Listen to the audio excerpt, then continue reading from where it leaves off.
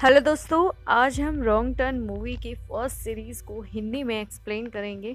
इस मूवी की IMDb rating 6.1 है।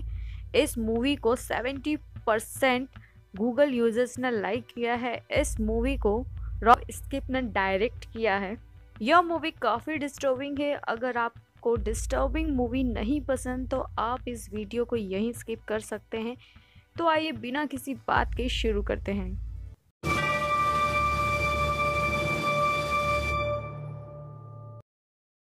फिल्म की कहानी शुरू होती है वेस्टर्जेनियर के दूर दराज के जंगलों से, जहां एक सुनसान सड़क के किनारे रिची और हेली नामक कपल क्लाइंबिंग करते हुए दिखाया जाता है। जैसे ही रिची ऊपर पहुंचता है तो उसे अपने सामने गंदे पानी से भरी हुई एक नदी दिखाई देती है और वह अपनी जीत की खुशी मनाते हुए हेली को जल्दी से ऊपर आने को कहता है।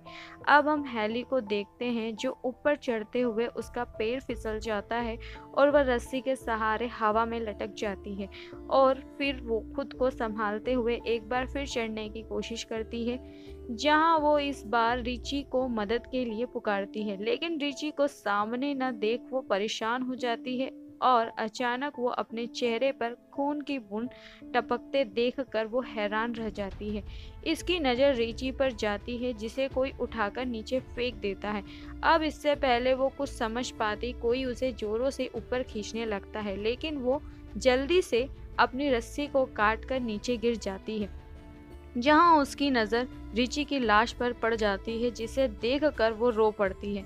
अब उसी दौरान इसे पहाड़ों से कुछ अजीबोगरीब आवाज़ें सुनाई देती है, जिसे देख यह अपनी गाड़ी की ओर भागती है और इसका पैर एक नुकीली तार में फंस जाता है और वह गिर जाती है और वो कातिल इसे खींचकर अपने साथ ले जाता है।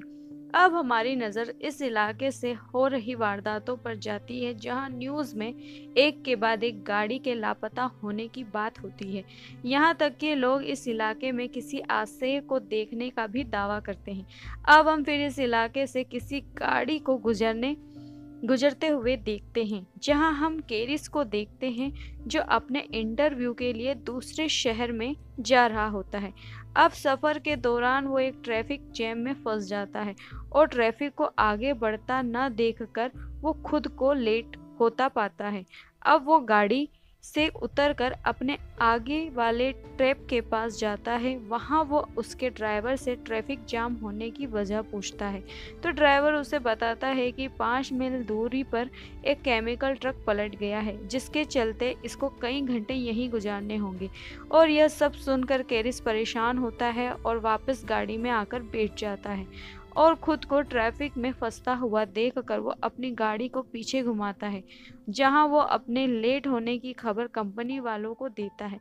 लेकिन एक पहाड़ी इलाके होने की वजह से उसका कॉल कट हो जाता है और फ़ोन की तलाश में इसकी नज़र एक गैस स्टेशन पर पड़ती है और वो अपनी गाड़ी वहां ले जाता है और रास्ते में उसे एक के बाद एक लावारिस गाड़ियां नजर आती हैं और इनके दरमियान से गुजरते हुए वो गैस स्टेशन पहुंच जाता है, जहां उसकी नज़र गैस स्टेशन के मालिक पर पड़ती है जो किसी बीमारी में मुब्तला लगता है। अब वो गाड़ी से उतरकर कंपनी वालों को कॉल करता है, लेकिन फ़ोन डेड होने की वजह से नहीं कर पाता। अब वो गैस स्टेशन के मालिक से शहर पहुंचने की दूसरे रास्ते के बारे में पूछता है, लेकिन वो इसकी बातों को इग्नोर कर देता है।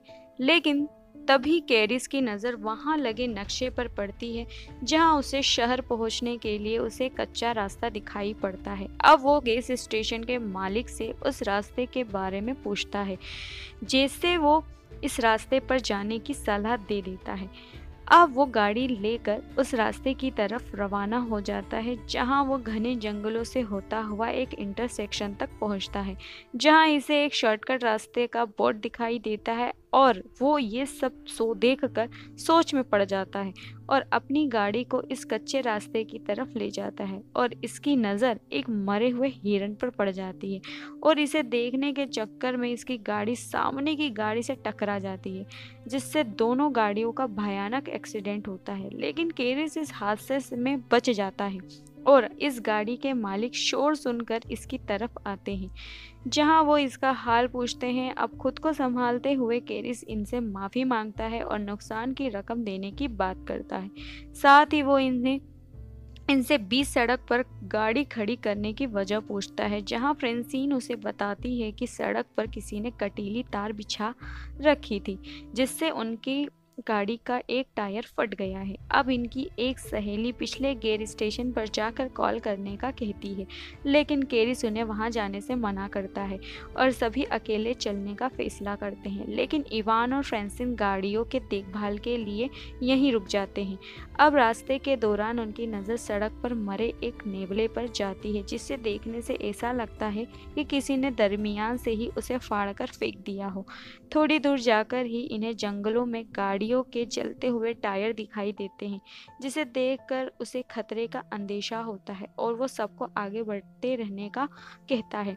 वहीं फ्रेंसिन और इवान को देखते हैं, जिन्हें पास की झाड़ियों से कुछ हलचल महसूस होती है और वो इस जगह को देखने जाता है और फ्रेंसिन उसे वहां ना पाकर परेशान हो जाती है और इसे ढूंढने इसके पीछे जाती है, जहां चलते चलते उसकी नज़र इवान के जूते पर पड़ती है और वो जैसे ही इसके नज़दीक पहुंचती है तो उसे इवान का कटा हुआ कान दिखाई देता है और वो इसे देखकर रोने लग जाती है कि तभी वो शख्स फ्रेंसिन को पीछे से हमला करते हुए इसे मौत के घाट उतार देता है।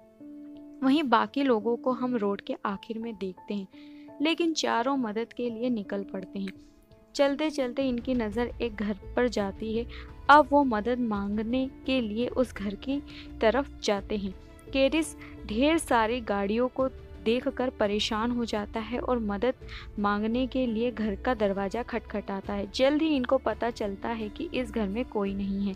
अब वो सब कॉल करने के लिए घर के अंदर आते हैं, जहां इनकी नज़र खाने की टेबल पर जाती है। इसे देखकर लगता है कि बरसों से घर में सफाई नहीं हुई है और दूसरी तरफ चश्मे और गाड़ियों की चाबियां मिलती है और जैसे ही वो फ्रिज को खोलता है इसके होश उड़ जाते हैं और फ्रिज में ढेर सारी इंसानी मांस को देखते हैं और जैसे को भी इस कमरे में वही कटीली तार दिखाई देती है, जिससे इनकी गाड़ियों का एक टायर फाड़ा गया था।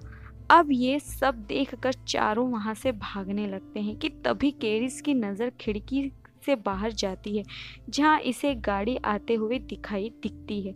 अब चारों घर के पिछले दरवाजे की तरफ भागने लगते हैं, लेकिन दरवाज़ा बंद होने की वजह से चारों वहीं छिप जाते हैं। वहीं दूसरी तरफ हम इस हत्यारे को आते देखते हैं।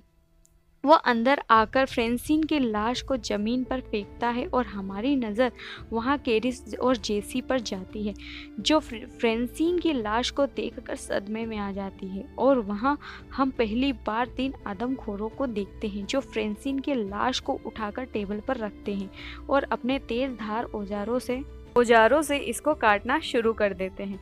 जहाँ ये खूनी मंजर देखकर जेसी ही कॉली चिल्लाने लगती है, वैसे ही स्कॉट इसके मुंह को बंद कर देता है। अब कुछ देर बाद वो आदमखोर लाश को खाकर गहरी नींद में सो जाते हैं, जहां मौका पाकर सब ही दबे पांव वहां से निकलने की कोशिश करते हैं कि इसी बीच एक आदमखोर की नज़र इन पर पड़ जाती है, जिसे देखकर सभी घर के पीछे भागना शुरू कर देते हैं। अब ये देखते ही देखते अचानक वो आदमखोर ढूंढते हुए वहां आ जाता है और केरिस इनकी गाड़ियां चुराने का प्लान करता है और चिल्लाते हुए इसका ध्यान अपनी ओर आकर्षित करता है। लेकिन तभी एक आदमखोर इस पर गोली चलाता है और वो जख्मी होकर वहां गिर जाता है। ये देखकर बाकी 3 हैरान रह जाते हैं। अब स्कॉट जंगल की ओर भागने लगता है, जिसे देखकर एक आदमखोर स्कॉट को तीर से मार डालता है और अब वो तीनों अपनी जान बचाकर भाग निकलते हैं। जहां कुछ दूर जाकर इनका ट्रक कीचड़ में फंस जाता है और इन सब को वो ट्रक वहीं छोड़ना पड़ता है। तीनों अपनी जान बचाते हुए जंगल से सड़क की तरफ निकल पड़ते हैं। दिन से शाम हो जाती है और वो आदमखोर इन तीनों के शिकार पर निकल पड़ते हैं। दूसरी तरफ वो तीनों थक कर एक जगह आराम करने के लिए रुकते हैं, जहां कार्ली इनको ऊपर देखने का इशारा करती है और जैसे ही वो पलटकर देखते हैं इन्हें अपने सामने एक वॉच टावर दिखाई देता है, जिसे देखकर ये खुश होते हैं और हम इन तीनों को ऊपर चढ़ते हुए देखते हैं और ऊपर किसी को ना पाकर वो उदास हो जाते हैं। जेसी को वहाँ एक फर्स्ट एड बॉक्स मिलता है, जिसकी मदद से वो कैरिस की मलहम पट्टी करती है। दूसरी तरफ कार्ली को एक पुराना रेडियो मिलता है। कार्ली रेडियो पर मदद मांगती है, लेकिन कोई आंसर नहीं करता। कैरिस के नीचे से कुछ आवाज़ें सुनाई देती हैं और वो देखता है तो इसकी नज़र नीचे से गुजरते हुए इन तीनों आदमखोरों पर पड़ती है। वो तीनों टावर पर चढ़ते हुए दिखाई देते हैं और इनको ऊपर आता देखकर कैरिस वहां रखे हुए सामान को टावर के एंट्री गेट पर रखना शुरू कर देता है और कुछ देर बाद वो उनके वहां से जाते हुए पाता है और काली रेडियो पर अपना लोकेशन बताती है और तभी वो आदमखोर रेडियो का वायर को तोड़ डालते हैं और टावर को आग लगा देते हैं। अब खुद को जलता देखकर कार्ली वहां रखे एक बक्से को उठाकर टावर की खिड़की को तोड़ डालती है। कैरिस की नज़र वहां नीचे एक विशाल पेड़ पर जाती है और वो तीनों अपनी जान बचाने के लिए उस पेड़ पर कूदते हैं, जिन्हें नीचे खड़े आदमखोर देख लेते हैं और तीनों को पकड़ने के लिए पेड़ पर चढ़ने लगते हैं और इनको आता देखकर वो तीनों एक पेड़ से दूसरे पेड़ पर जाते दिखाई देते हैं, जहां एक पेड़ को पार करने के दौरान एक आदमखोर कार्ली के नज़दीक पहुंच जाता है और मौका पाकर अपनी कुल्हाड़ी से इसके चेहरे के 2 हिस्से कर देता है। अब कैरिस खुद को संभालता है और उठता है और तभी उसे अपने पीछे एक गाड़ी का शोर सुनाई देता है और वो पुलिस की जीप होती है। वो भागते हुए इस गाड़ी को रोकता है और जैसे ही पुलिस वाला इसकी मदद के लिए आगे बढ़ता है उसी वक्त एक तीर इसकी आंख के आर पार हो जाती है। अब हम एक आदमखोर को देखते हैं जो कैरिस को ढूंढता हुआ वहां आता है और कैरिस अपनी जान बचाकर गाड़ी के नीचे छुप जाता है और अब आदमखोर कैरिस को देखने के लिए नीचे झुकता है।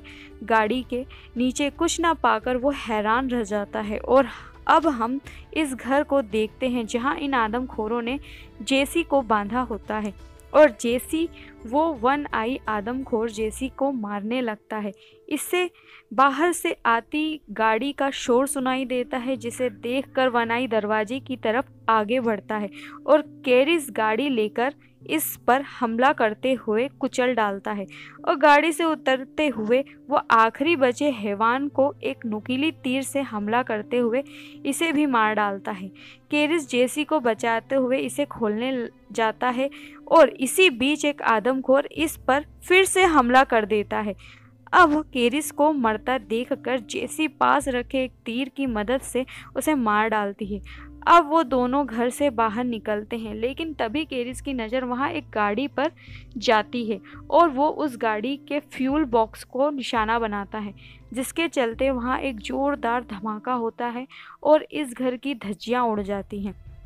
और अब हम आगे फिर से इस सड़क को देखते हैं जहाँ वे दोनों ट्रक के ज़रिए गेल स्टेशन जाते हैं और ट्रक को अपनी ओर आता देख स्टेशन मालिक डर कर दरवाज़ा बंद कर देता है और कैरिस ट्रक से उतरता है और वहां लगे नक्शे को उतार कर वहां से रवाना हो जाता है।